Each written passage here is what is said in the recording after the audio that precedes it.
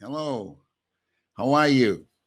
The message we're going to give you today, it affects everybody because we're going to be talking about something that's very important in pursuit of your goals and dreams.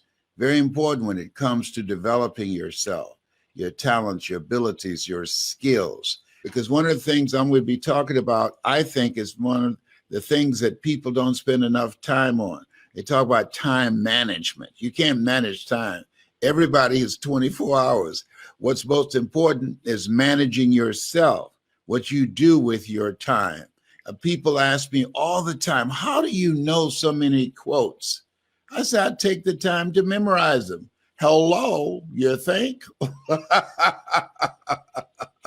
I put the work in.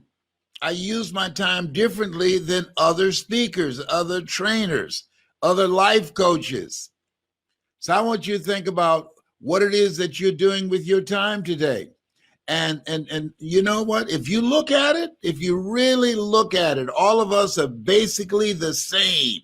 The only difference is how you use your time.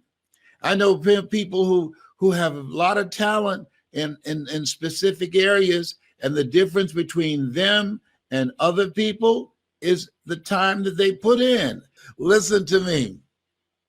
As you look at yourself, look at where you are right now in your life, the people that are going to come out on top, the people that are going to make an impact, the people that are going to achieve their goals are the people who are mindful on how they use their time. And one of the things that you have to do is practice. You have to practice being mindful and asking yourself, is this the most productive use of my time? While my friends were having a good time, while my friends were partying, and I love to party, but I spent more time working on developing myself and my skills. I spent more time with my coach, Mike Williams, who wrote the book, The Road to Your Best Stuff, than I did with my friends. Why? I like my friends, but they weren't going to pay my bills. But the things that I was going to learn from Mike as a coach, as a trainer, I could generate a lot of money. And it allowed me to be able to walk away from my job. Write this down. If you use your time correctly, you'll be able to generate walk away money. If you use your time correctly, you'll be able to generate walk away money. The average person, time is no big deal to them. How many of you know people like that? Look at it. I mean, come on now, just be honest. Even if it's you, just blink your eyes. I see you. That you know people have a lot of talent, a lot of abilities, a lot of things going for them, but they're not using their time appropriately. You don't manage time, you have to manage yourself. And what I did, I just carved out time every day to memorize a minimum of 3 to 5 quotes every day. You give me a topic, I can roll with it. I don't need a second to think about it because it's in here. I spend time working, reading, listening, and different ways in which I could use the quote to drive a point home, use the quote to create humor, use the quote to create special moments. And if you're serious, and everybody right now, everybody listening to me right now, you're listening to me right now, you want to become a great presenter. In order to become a great presenter, in order to develop presentation power, you have to develop your power voice. How do you do that? You invest the effort and the time. If you want to put in the time so that you can learn a new skill virtually, so that you can get out of a job that's not you and be able to go into your own business and do it from the comfort of your home. Now, I used to travel all over the world. I enjoyed that very much, but homie ain't traveling no more. No. My buddy Tyrone, he said, no, don't do that no more. Some of y'all don't know Tyrone. Tyrone was a squirrel outside my window. on the west side of my house. All right. So here's something that Shakespeare said. He said, defer no time. Delays have dangerous consequences. Let me share something with you. I remember when I had the opportunity to audition for a play at Miami-Dade Community College. Mrs. Werner was the director there, and I didn't show up on time. Somebody else got the role. The reason I didn't show up, truthfully, not just because I was late, but because I didn't believe in myself. I said, well, something else will come up and I'll be able to get that role. Nothing else came up, and that was it. And so we've all had experiences. And what you think about it, something you put off and it cost you. It cost you. The guy was talking to me about becoming a part of my speaker training program. And I said, okay, I got a slot that's available now. So he said, I'll call you tomorrow. He didn't call. And so he saw me about 2 weeks later and said, hey, can I sign up now? Because one of my graduates told him how good it was for them. And I said, no. He said, why not? I said, you have to take advantage of the opportunity and the lifetime of the opportunity. I said, I don't have any openings for you now. But at some time, maybe 3 months, 4 months from now, that slot might be available again when somebody graduates. You have to take advantage of an opportunity and the lifetime of the opportunity. Is there something that you want to do? Some goal that you want to achieve? Something that's important to you? Some place that you want to go? Something that's important that as you look at it and think about it and said, I'd like to do this. One day I'm gonna. No. You don't know. You don't know. Don't operate with it. One day I'm gonna.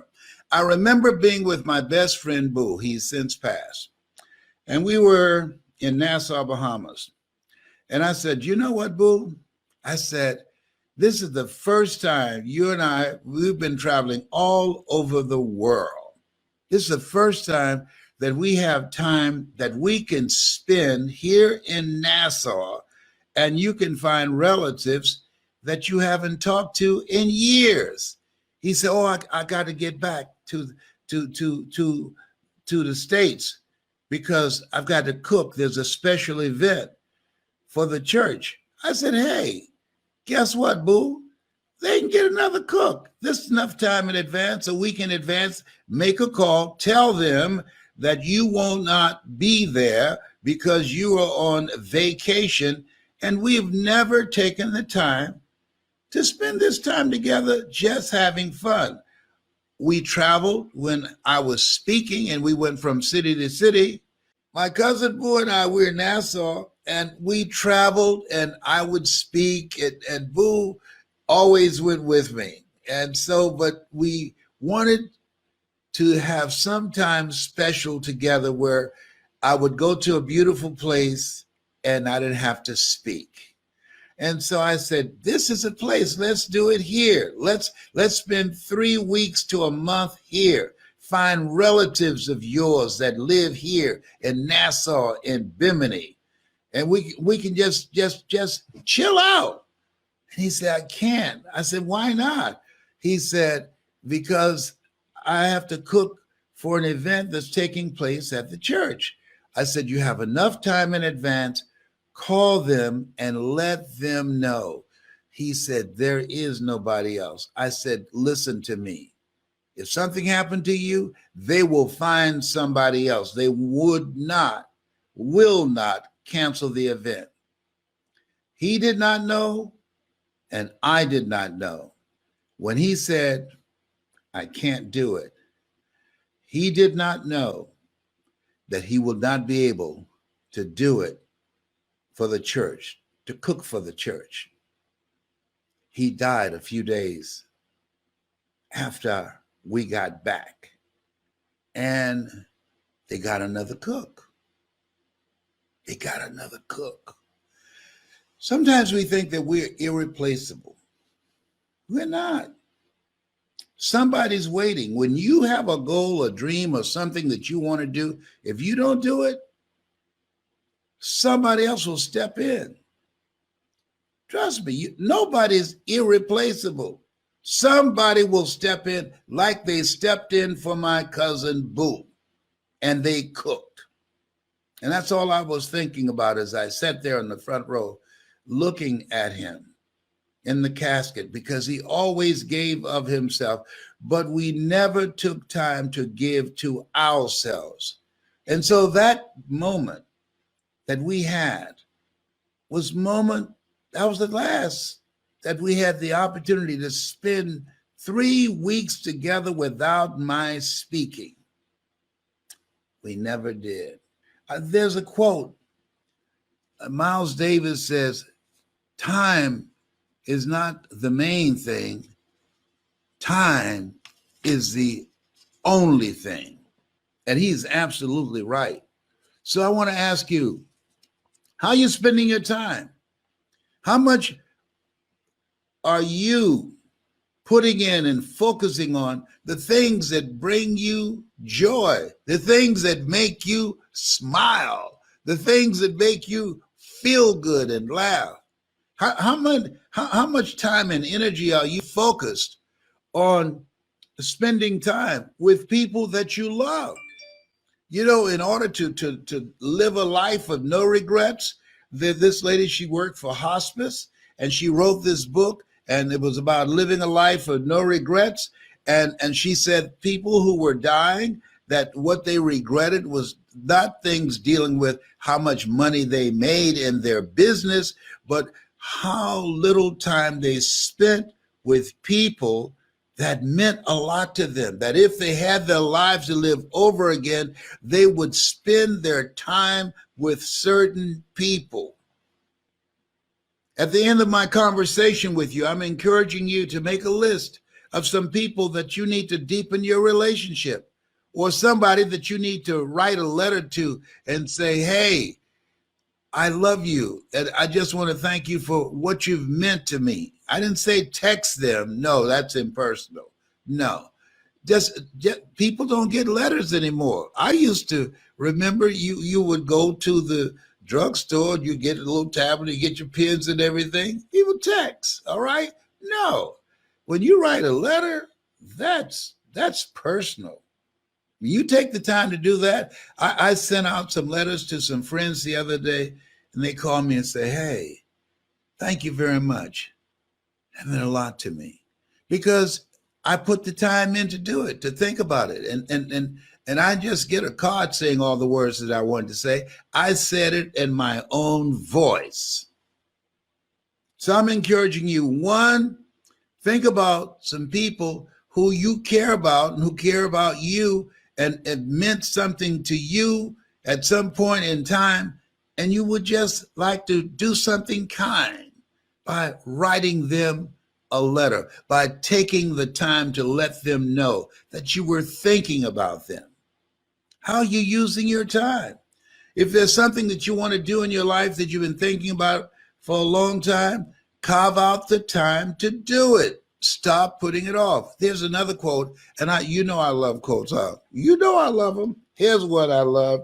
And this one says, sometimes you never know the value of a moment until it becomes a memory. Sometimes you don't know the value of a moment until it becomes a memory. I was talking to two friends of mine, and they knew Dr. Howard Thurman when they were younger. Now, some of you know Dr. Howard Thurman. Most people don't. He was a mentor to Dr. Martin Luther King Jr. I was so blown away. I said, you knew Dr. Howard Thurman? Yes. And I have these CDs that I was listening to that they gifted me. And I said, what was he like? And you know what they said? Well, he was a nice guy. He was thoughtful. He was quiet. You could tell he was a deep thinker. I said, well, did you ask him things and just try and pull out some ideas, concepts, or thoughts that he might have? said, no, we didn't know he was all of that. Dr. Howard Thurman, come in, sir. The centering moment. Deep is the hunger. The two primary questions that one should ask oneself in life. Number one, where am I going? Number two, who's going with me? And if you ever ask those questions in the wrong order, you'll be in serious trouble. Oh, he was a bad brother. They said, we didn't know he was all that. Oh my goodness. I've had some moments with people that I did not know they were all that. And I blew it. That had I known who they were, oh, I would have maximized that memory. I'd have got more out of our meeting. If you agree with me, I want you to put yes in the comment section. If you've ever had some moments with somebody and you really didn't take advantage of it, it was no big deal to you at that time, and then one day you realize, wait a minute, I didn't use my time wisely with that person. And so right now, in this era, this history-changing era where we are, the people that are going to come out on top, the people that are going to get control of their destiny, the people that are going to maximize this place in history and be stronger and be fortified in terms of their mental resolve and in terms of their families and their skills and their ability to create incredible wealth, are people that are using their times more productively. The people who take the time to learn something new. I say, and I want to say it every day. If you're not willing to learn, nobody can help you. If you're willing to learn, no one can stop you.